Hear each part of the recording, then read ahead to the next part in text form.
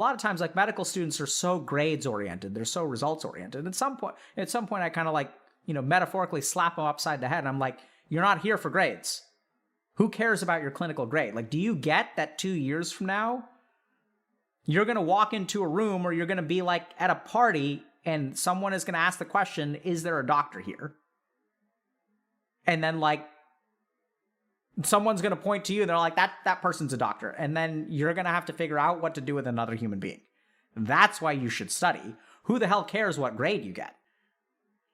It's absolutely terrifying. It's the scariest damn thing. And so I'd say, like, how do you define success? And how do you define what is satisfactory? How do you define what other people find satisfactory? Like, where does that come from? Because as long as you're playing a game that is rigged to be outcome oriented, you're going to find that no individual thing will feel like enough.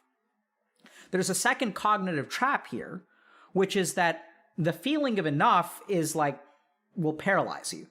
If I'm results focused, let's say I want to climb to the top of a mountain. I look there and I say, okay, how do I get to the top of that mountain? And I take one step forward.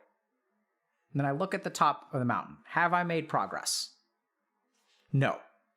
It's still the same distance away.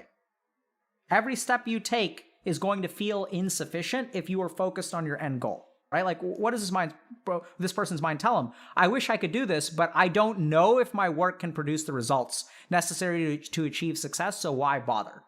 Why bother trying unless success is guaranteed? And if you think about it, like, nothing you do is going to guarantee success. From a yogic perspective, karma phala. As a human being, you are not entitled to the fruits of your actions. Any job interview I go into, I don't have the ability to get that job. I can't control that.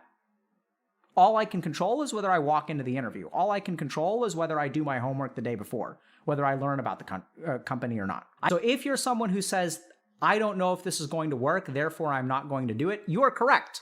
It may not work. But it is because it may not work that is why you should do it. Because it's never going to work until you keep trying. When I graduated from college with a 2.5 GPA, people know this story, I'm sure. I applied to 140 research positions. Got one interview and 139 rejections.